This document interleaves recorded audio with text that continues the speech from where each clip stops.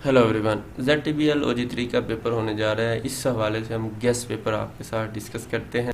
याद रखिएगा, आपका गेस्ट पेपर इस सिलेबस में छुपा हुआ है। अगर आपने इस सिलेबस पे फोकस कर लिया, आपने इसके ऊपर ग्रिप ले ली, तो आपका टेस्ट इंशाल्लाह पास हो जाएगा।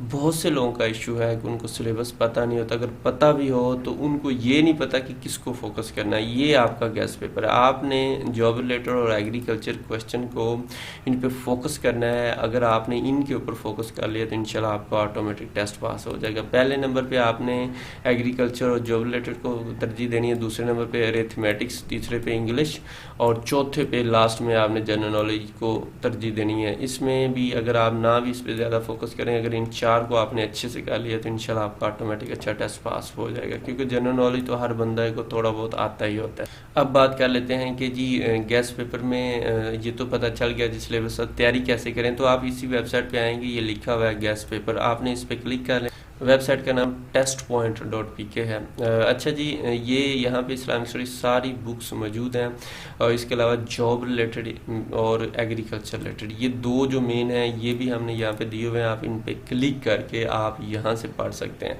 आपने इनके ऊपर ख़ास तौर पे फोकस करना है तो इंशाल्लाह आपका ऑटोमेटिक टेस्ट पास अच्छे नंबरों से हो जाएगा। लेकिन अगर सिर्फ इस्लामिक स्टडी वगैरह, पाकिस्तान स्टडी जो आसान बुक्स हैं उनको पढ़ते रहे तो टेस्ट कभी भी पास नहीं हो सकता अच्छे नंबरों से। तो इसलिए कोशिश करें एग्रीकल्चर और जॉब रिलेटेड और IQ इंग्लिश, इन चार बुक्स को अच्छे से पढ़ें।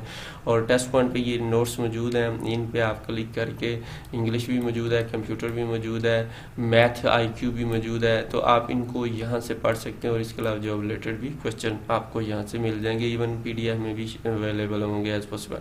तो अपनी दुआ में याद रखिएगा जी, और अगर टेस्ट वेस्ट दें तो जो क्वेश्चन थोड़े बहुत याद रह जाए ज़रूर शेयर कर दीजिएगा। अल्लाह हाफ़िज़।